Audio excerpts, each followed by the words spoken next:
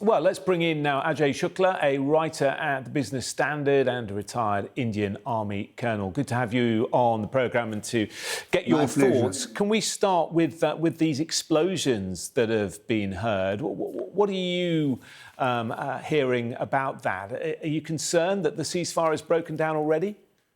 No, I'm not concerned. I think that, as the Pakistani Foreign Secretary just told you, it's a very loose arrangement, the border over there. There's firing going on most of the year round. And now that you have a ceasefire negotiated with the help of the Americans, the firing is not going to die down all in one sort of sharp movement.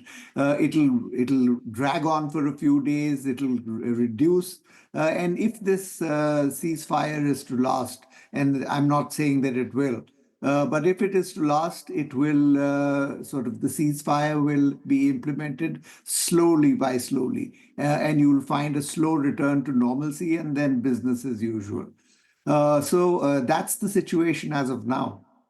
OK, that's positive, at least. When it comes to the ceasefire itself, why do you think both sides have agreed now? What do you think changed? Both sides have their, very strong domestic political imperatives that force the leaders to sort of take a harder line, take a sort of strong line of action, especially when the other side the Indian side doesn't differentiate too tightly between the Pakistani army and the Pakistani terrorists who the army sort of guides and trains and pushes into Kashmir. So with these two elements coming in under the line of fire from the Indian side, there were air raids that were launched by the Indian Air Force. With them coming under fire, there becomes evident and imperative to sort of negotiate a ceasefire, to sort of bring some of the pressure down. And that's what we're seeing right now. Well, of course, they deny that they're pushing the militant agenda, but they also have said that the 22nd of April attack was a false flag operation. What do you make of that? Quite apart from the complete lack of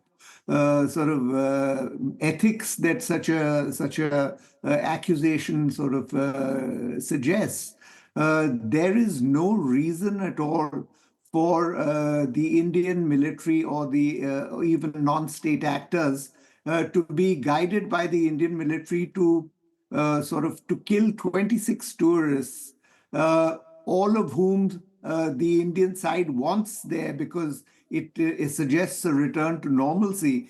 But why would they want to debunk that whole normalcy narrative?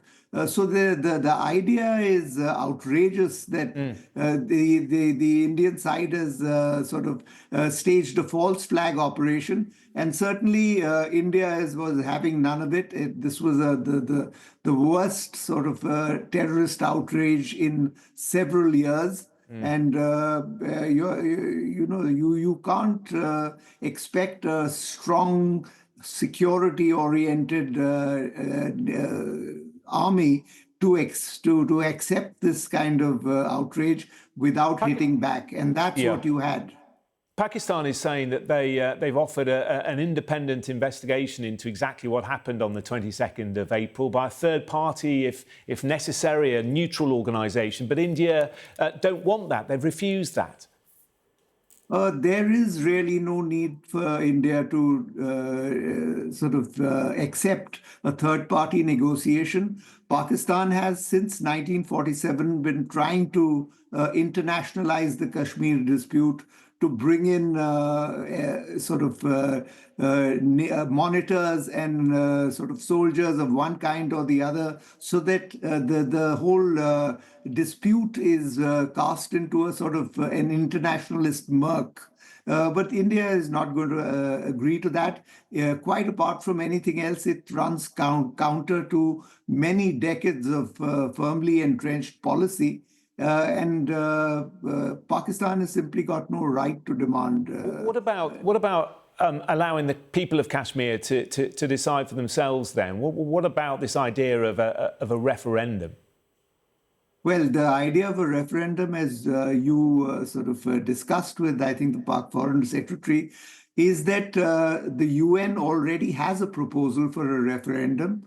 The Kashmir dispute is supposed to be resolved on the basis of this referendum, but the preconditions for the referendum are something that Pakistan has resolutely debunked.